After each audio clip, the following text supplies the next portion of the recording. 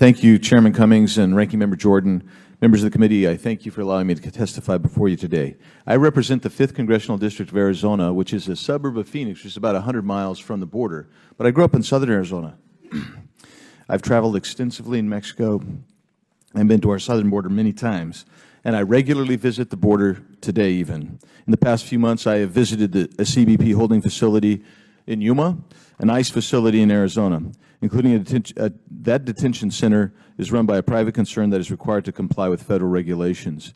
I've led 2 groups of congressmen to the border and invited colleagues from across the aisle to come as well. When I led a group to the border a couple months ago, we were briefed by agents about the extent of human trafficking, and we learned about an 11-year-old girl that I'm going to call Maria today to protect her privacy.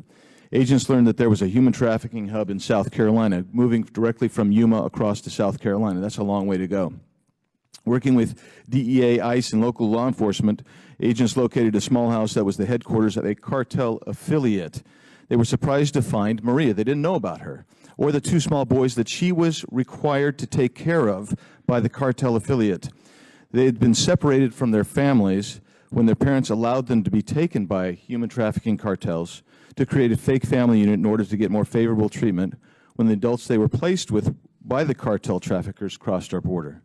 Maria and the 2 little boys were intended to be taken back by human cartel smugglers to be used again to create a fake family unit. I asked how many similar trafficking rings existed in the United States and was told that there are hundreds all over the country. And this impacts tens of thousands of children who are given over to cartels and human traffickers by their parents to be used to facilitate human trafficking. I also think of Benito. Again, I changed his name. He was a 5-year-old little boy left in the desert by human traffickers who was found by CBP agents and was given emergency life-saving treatment. I've watched videos of agents rescuing sick or dying individuals in the desert or drowning in the Rio Grande who were saved at risk to the life and limb of the agents. Most of the time today by agents is no longer spent in securing the border, but is actually spent on humanitarian endeavors and actually trying to take care of children. Family separation for angel families like Steve Ronnebeck, whose son Grant was murdered by a multiple deportee, or Marianne Mendoza, whose son Brandon was killed by a multiple deportee, are 2 families permanently separated who live in my district. I visit regularly ports of entry and the vast open tracts between the ports. I speak to line agents, local law enforcement, residents on the border, and I visit facilities.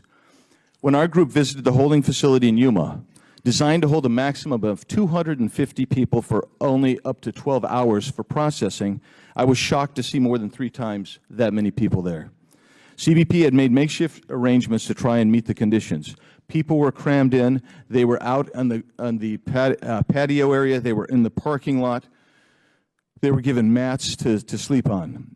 We came back and we put in special orders. We did various statements urging immediate help from our colleagues to the CBP and thousands of people crossing our border who were voluntarily surrendering themselves to the agents. We warned the difficulties that would be exacerbated if immediate relief was not undertaken. Months ago, while many of my colleagues were claiming that the border situation was a manufactured crisis, we were urging immediate action because the circumstances were horrible. They were overcrowded. They were horrible. There was clean water. There still is clean water. There was food. There was sanitary supplies. There was bedding supplied. But it was rudimentary. We needed help then. And now to refer to these folks who are doing their best dealing with a horrible situation. At that time, remember, Yuma was transferring 130 people a day to overcrowded ICE facilities. They were releasing 120 a day into the community. But when you're catching or apprehending or people surrendering at the turn of 4,500, you don't have enough supplies. You don't have enough facilities. It is a crisis. It is real. And we do not get anywhere by blaming the people who are doing their best to help these people.